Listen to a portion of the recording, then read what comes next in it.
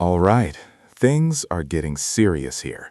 The prosecution has already rested its case, which means the state believes it has presented enough evidence to convict. Now the defense gets its turn, and this is often the most critical moment in a trial, because when the defendant takes the stand, everything changes. Their credibility, their emotions, and their story are all about to be judged by the jury. You may be seated. Record will reflect. Court is back on the record in the state of Ohio versus Donald R. Fink, 25 CRB 187. The record will reflect that the attorneys, Mr. Fink, and the jury have returned from the lunch break to the courtroom. Ladies and gentlemen, the plaintiff, state of Ohio, has rested its case. So now we will proceed to the defense case in chief. So I'll ask Mr. Loftus, does the defense wish to offer any evidence? Now watch this moment closely. The defense is about to call the defendant himself to testify. That's always a risky move in criminal trials. The Fifth Amendment gives defendants the right to stay silent, so when someone actually chooses to testify, it means the defense believes their story could create reasonable doubt. But it also opens the door for intense cross-examination. Does Your Honor, I would call my client, Mr. Donald Fink.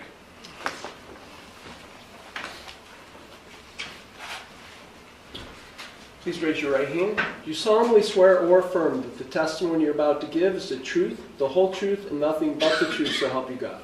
Yes, Your Honor. Okay, you may be seated.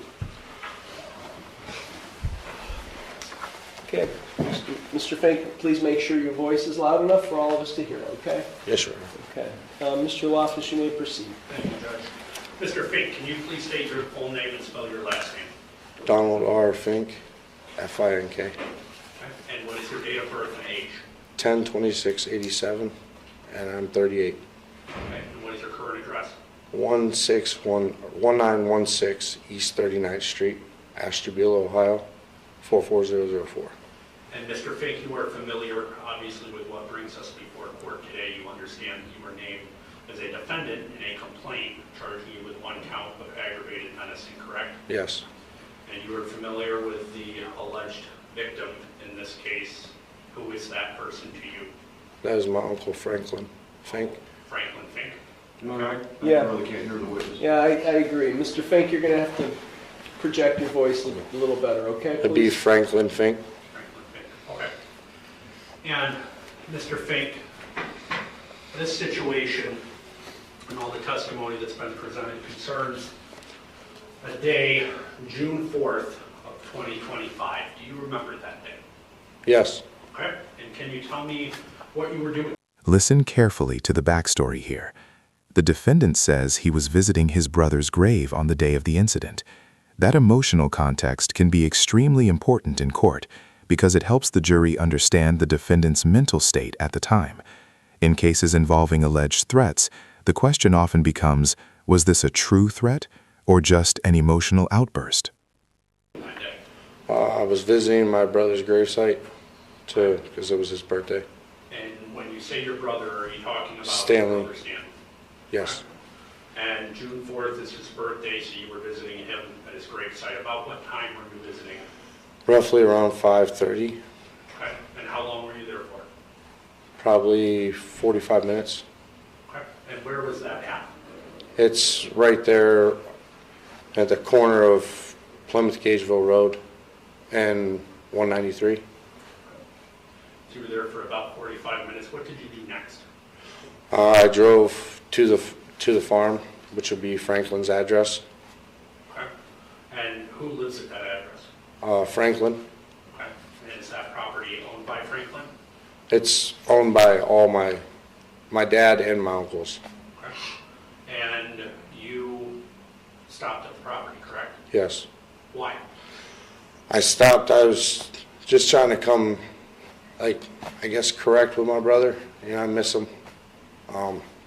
Just trying to get at peace, I guess. I was going to go out back and visit where he took his life and just kind of help it settle in, I guess. What time did you show up to the subject property? It was right before Right before the sun went down. It was in the evening. It was probably 6:15. And what did you do when you arrived at the property? I parked at the end of the driveway, and I was listening to music. Okay. And what happened next? Well, let me withdraw that question. How long were you sitting in the driveway listening to music? Probably 10 minutes. Okay. Were you doing anything while you were listening to music? No. So you're sitting there, and what happens next? Franklin approached the truck, and he stood on the other side of the guardrail, and he said, "What are you doing here?" And I said, "Well, I was going to go out back and see where my brother was at, where they found him." And And here's the moment where everything starts to unravel. According to the defendant, his uncle made a sarcastic comment about the rope used in his brother's suicide. If the jury believes that happened, it could dramatically change how they interpret the confrontation that followed. Because suddenly, this isn't just an argument, it's a deeply personal and emotional trigger. Basically, he looked at me and he says, "What, you want me to show you the rope?" Okay. And how did you interpret that?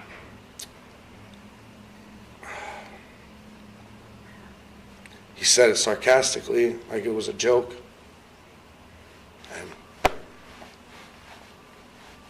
then he asked me to move my truck after he said that. And when he said it, it hit me like pretty hard. So I got out of my truck and we had a verbal altercation. Okay.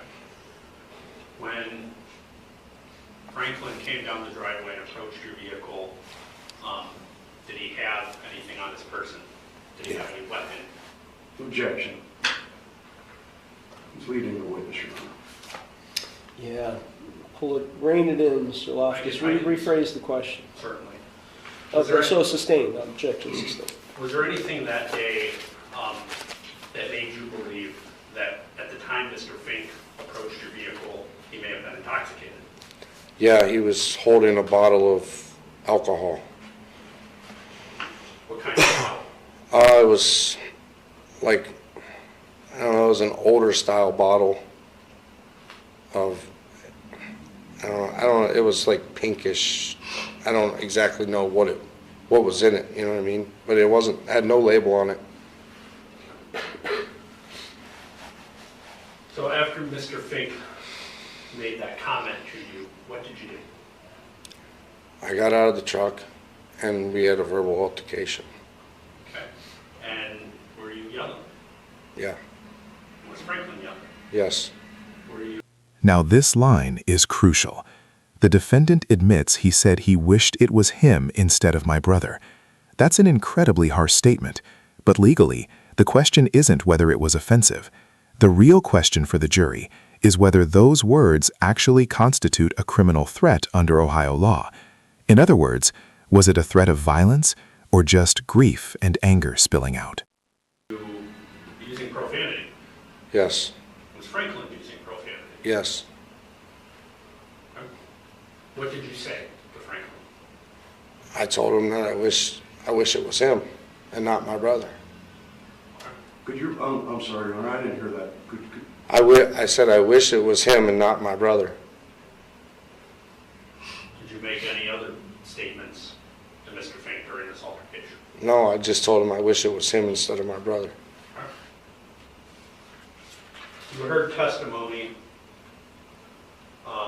from Franklin that you threatened his life on August 11th, correct? You heard that Yes, testimony? yes, Did you threaten to take Mr. Fink's life on August 11th? no, Did you mention anything about death or dying? no,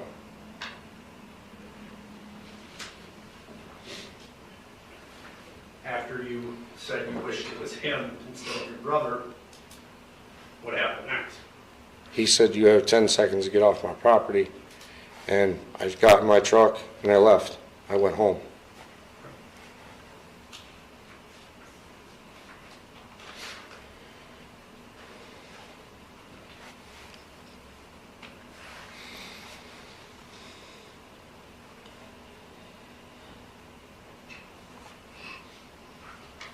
you make any other statements? No, On June 4th, were you smoking marijuana? no. On June 4th, were you drinking alcohol? I had one shot at my brother's gravesite for his birthday. What did you have a shot of? It was Jack Daniels. Okay. And that was the only alcoholic beverage that you consumed that day? Yes. And you said you did not smoke marijuana? No.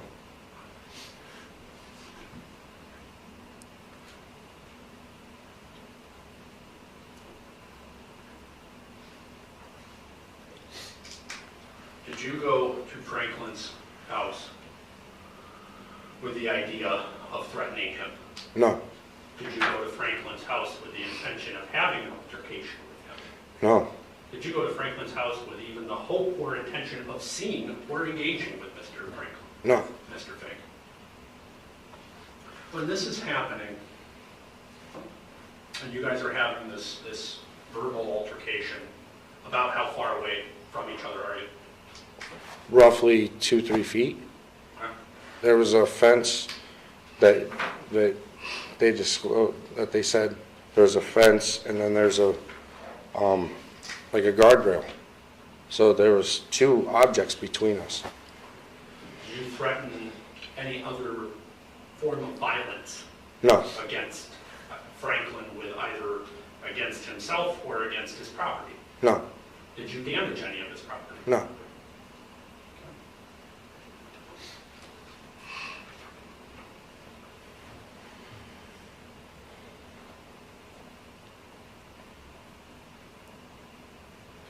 When this verbal altercation is happening, you heard testimony from Mr. Lester, correct? Yes. Where was Mr. Lester in this situation? Mr. Lester was parked probably from the front of my truck to where the jury's sitting in his vehicle when the verbal altercation went. Can you identify the distance? I would say 20 feet, roughly. And did Mr. Lester ever exit his vehicle? No.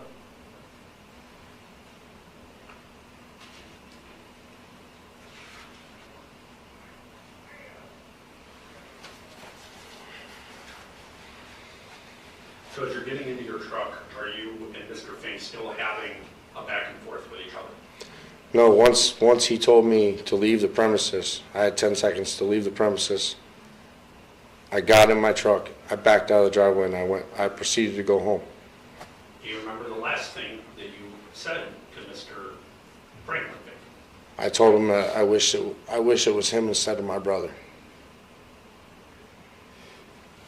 When you said that, did you intend to relay that as a threat to kill him? No. Did you do anything outward to suggest, whether with actions or movements, that you were going to carry out that threat? No.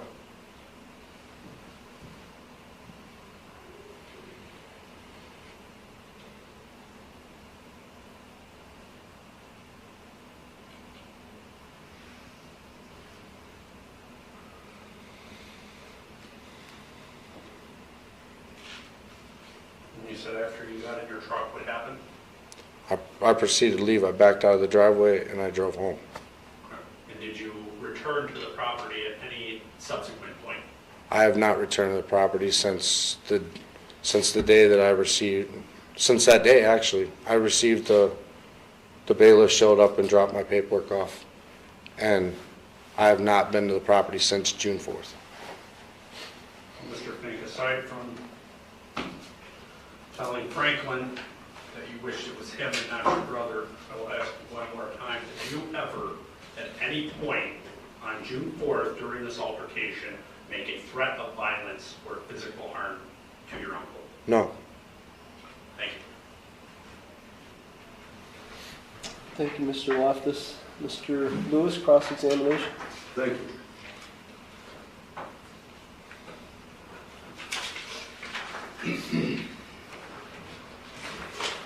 Mr. Fink, you indicated that your uncle made a sarcastic statement to you, is that correct? Yes. Could you repeat what that was? He said that he would show me where my brother's rope was that he hung himself with. I didn't hear that response. Speak up a little bit, please.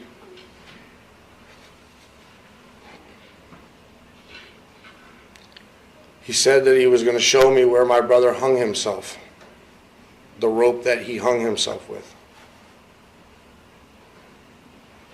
Wasn't that why you were there? To see where your brother hung himself? I was there to go look out back by myself, and I never once indicated to him that I needed him to walk anywhere with me. My dad owns just as much of that property as he does.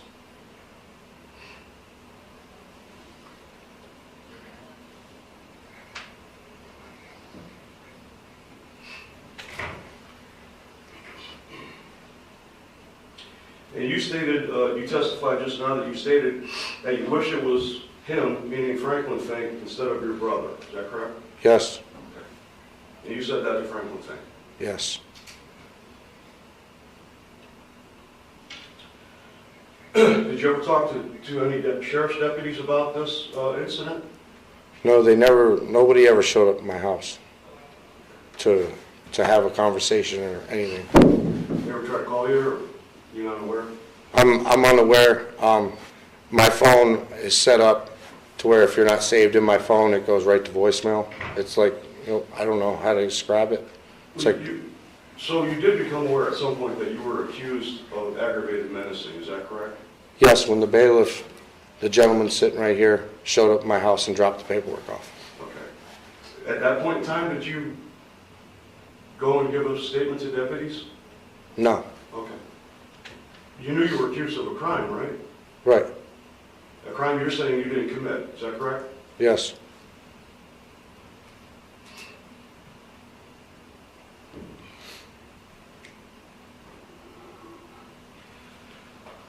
When you got out of your truck to confront Mr. Fink, were you angry? No, I was upset. Okay. How's that different from angry?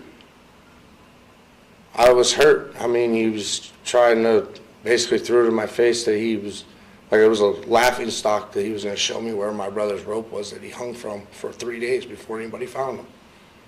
So it upset me. It didn't anger me, it upset me. I was just, 15 minutes prior to that, I was just sitting there with my brother in the ground. So this you called it a sarcastic statement. That didn't make you angry? it upset me.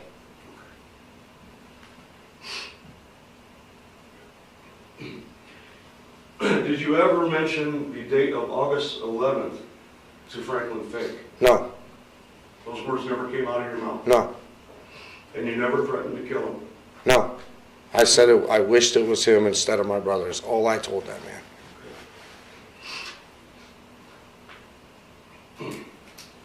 You admitted that you did consume some alcohol that day, is that correct? One shot. Thank you. No further questions, Your Honor. Thank you. Any redirect? No redirect, Judge, thank you. Okay, Mr. Fink, you're excused. Thank you.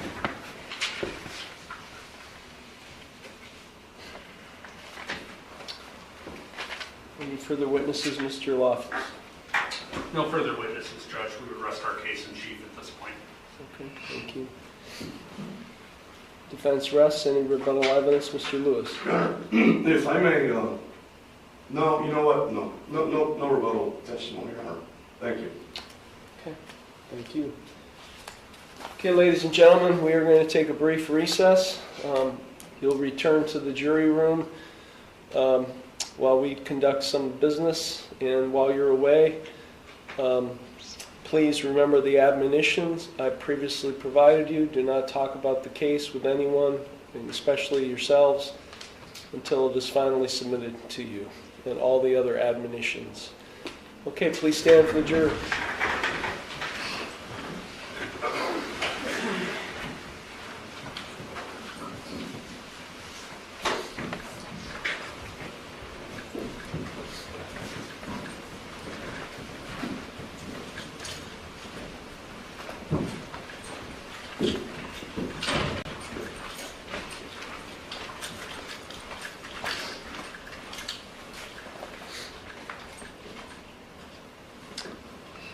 Okay, the record will reflect that the jurors have left the courtroom. Okay, before we went on the record, Mr. Lewis, you said you had some proposed jury instructions? Yes, Your Honor, thank you. There's been evidence on both sides here that the defendant may have been intoxicated at the time of on June 4th when these incidents occurred. And based on that, I have a proposed jury instruction on voluntary intoxication not being taken into consideration in determining a mental state. And I haven't actually filed this yet, Your Honor, but I did give a copy to Joe. Is this part of OJI? I'm sorry? Is this part of OJI? It's right out of OJI, sir.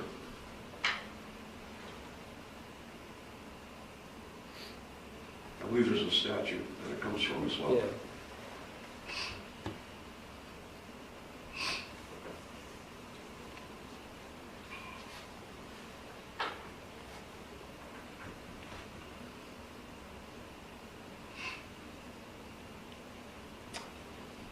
Now the lawyers shift into something the jury will never hear directly during testimony: jury instructions. These are incredibly important because they tell jurors exactly how they're allowed to interpret the evidence. Here, the prosecution wants an instruction about voluntary intoxication. If the judge allows it, the jury will be told that being drunk cannot be used as an excuse for criminal intent. Voluntary intoxication may not be taken into consideration in determining the existence of a mental state that is an element of the crime. Evidence that a person was voluntarily intoxicated may be admissible to show whether or not the person was physically capable of performing the act with which the person is charged. Okay. And then it defines intoxication to include, but not limited to, intoxication resulting from the ingestion of alcohol, a drug, or alcohol and a drug. Okay, Mr. DeLoftus? Judge, well, I'm familiar with this jury instruction, but I don't think based on the evidence that's been presented in this case, I don't think this is warranted. We don't have testimony from the defendant saying that he was so intoxicated he doesn't remember doing this, or that he couldn't have done it, or that because I was drinking I didn't mean to do this. I mean, the testimony was he had one alcoholic beverage, and there was nothing to suggest that he's trying to shield himself from any criminal liability because of his state of intoxication. From the state's case in chief, we have a alleged victim who is saying X, Y, and Z, but we also have an alleged victim who is admitted to consuming more alcohol on this date than the person that is charged. I understand the jury instruction, and I understand where it's typically applied. I just don't see its applicability in this case. I'm just looking at Mr. Lester's testimony. I don't recall anything in Mr. Lester's testimony about the defendant allegedly being intoxicated. I don't recall that either, Your Honor, but I'm sure we all remember Franklin Fink's testimony regarding alcohol and marijuana being smelled on the defendant's person.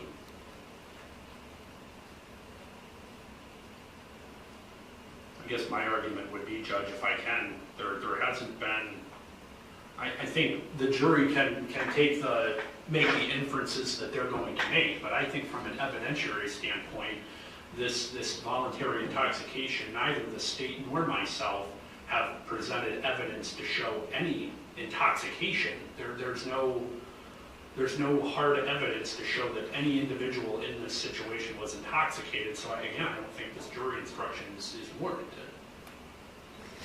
Yeah, I'm just trying to figure out its relevance, regardless of whether he was intoxicated or not. What's the relevance to the aggravated menacing? Well, Your Honor, I've been doing this for 20 years now, and in my experience, juries tend to come up with their own theories I just don't want them to come up with the theory that, well, the defendant was, he was drinking, smoking marijuana, I mean, because that's not what this instruction seems to go to. Voluntary intoxication is not an excuse for committing a crime. That's kind of what you're saying, right? it can't negate the act of doing something knowingly. That's basically what the instruction says. Knowingly is an element of this offense. It is, yeah.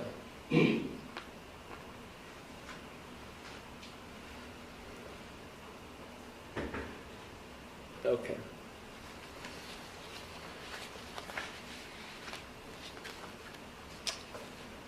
Any other proposed jury instructions? That's the only one I had, Your Honor. And I have no proposed jury instructions, Okay. outside of what would typically be applied.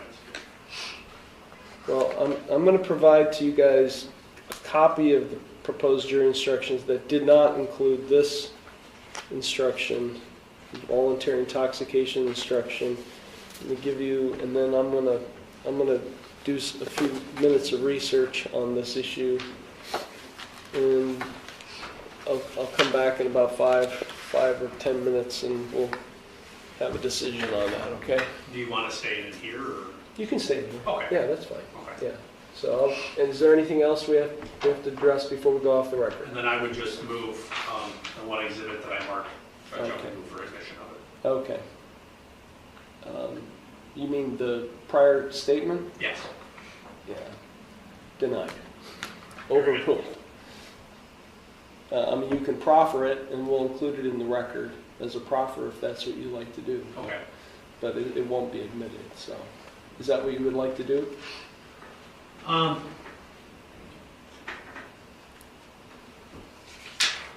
I'm okay. Okay. Okay. Anything, Mr. Lewis? Nothing further. Your Honor. Okay, thank you.